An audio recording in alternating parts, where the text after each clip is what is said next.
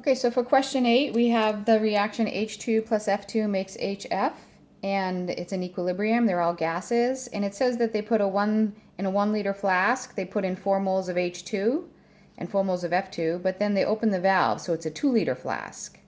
So the 4 moles of each of these spread out into the 2 liters and then have this equilibrium reaction. So the initial concentration is 2 molarity. And so if we write our ice table, we have a 2 molar and a 2 molar and none of the HF. And so we're going to lose X of each of the H2 and F2, and we're going to gain 2X because of the stoichiometry.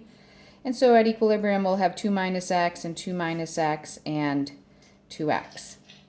And we're told that K is 121. That's a big K for this, so that favors their products. And our K, obviously, from our formula is going to be the concentration of HF squared over H2 times I times F2. And so we have 121 is going to equal 2x squared over 2 minus x times 2 minus x, which is 2 minus x squared. And so we can just square root both sides of this because the right-hand side is a perfect square, and we get 11 is equal to 2x over 2 minus x. And then if we multiply both sides by 2 minus x, we get 22 minus 11x is equal to 2 minus x, because the 2 minus is equal to 2x, sorry, not 2 minus x. And add the 11x to both sides, and we get 22 is equal to 13x. And so if we divide both sides by 13, we get 22 divided by 13 is equal, 22 divided by 13 is equal to 1.69. So x is equal to 1.69.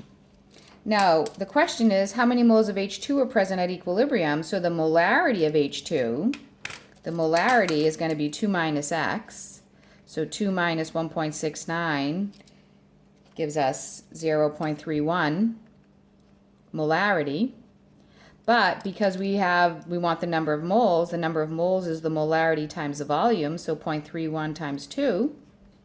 So we end up with 0.62 moles of H2. That's the answer.